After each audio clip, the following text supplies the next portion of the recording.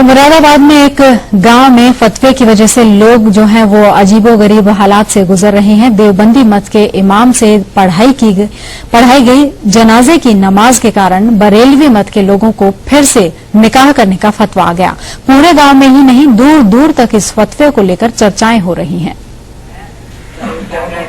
مرادآباد کے تھانہ پاک باڑہ کے اہرولا مافی گاؤں میں ان دنوں نکاحوں کا دور چل رہا ہے، لیکن یہ نکاح کسی رسم کے تحت نہیں بلکہ پشچاتاپ کی وجہ سے ہو رہے ہیں۔ دراصل پریشانی تب شروع ہوئی جب 11 اگست کو گاؤں کے بزرگ ماسٹر نزاکت حسین ترک کی نماز جنازہ عبد المحمد نے پڑھا دی۔ معاملہ تب الجھ گیا جب معلوم چلا کہ نزاکت حسین تو بریلوی مسلک کے تھے اور نماز جنازہ پڑھا دی دیوبندی مسلک کے امام نے۔ لہٰذا بریلوی مسلک کے لوگوں کی نہ صرف نماز نہیں مانی گئی بلکہ ان کے نکاح کو بھی خارج کر دیا گیا۔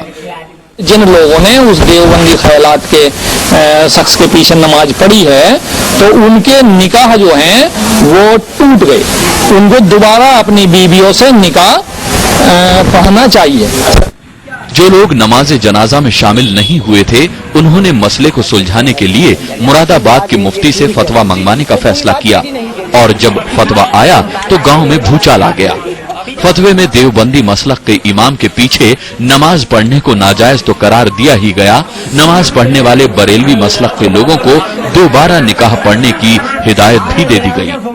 ظاہر ہے کہ جب اس نے کفر کے عقیدے رکھنے والے کے پیچھے نماز پڑھی، آیا وہ کوئی بھی ہو تو اس کی نماز نہیں ہے، اور جان بوجھ کر اس نے ایسا کیا ہے تو وہ بھی اسی زمرے میں داخل ہے، اس لیے اس کو دوبارہ کلمہ پڑھنا ہوگا، اور اگر نکاح ہے تو وہ ٹوٹ گیا، پھر سے دوبارہ نکاح کرنا ہوگا۔ اس فتوے سے گاؤں میں افراتفری مچ گئی، ایمان کو پختہ کرنے کا دور شروع ہوا اور گاؤں میں دوبارہ نکاح پڑھنے کی پرکریا بھی شروع ہو گئی۔ اب تک سینکڑوں لوگوں کا نکاح پڑھا جا چکا ہے۔ راج الراج، سہارا نیوز بیورو، مرادآباد۔